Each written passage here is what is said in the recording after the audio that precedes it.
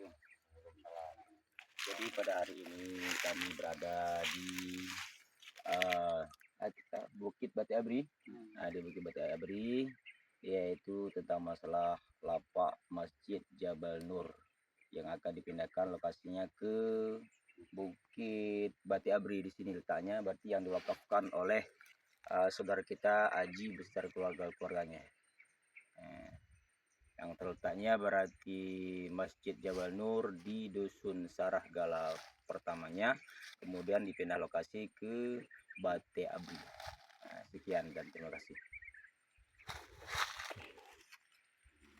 Warahmatullahi wabarakatuh. Jadi pada hari ini kami berada di Bukit Batu Abri.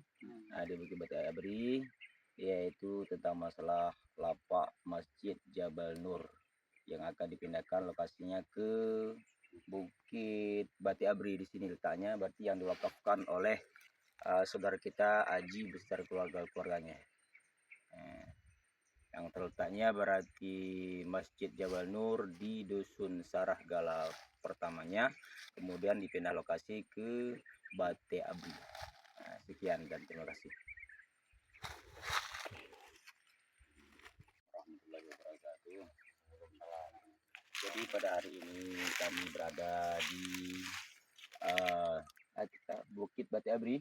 Di Bukit Batu Abri, yaitu tentang masalah lapak Masjid Jabal Nur yang akan dipindahkan lokasinya ke Bukit Batu Abri. Di sini letaknya, berarti yang diwakafkan oleh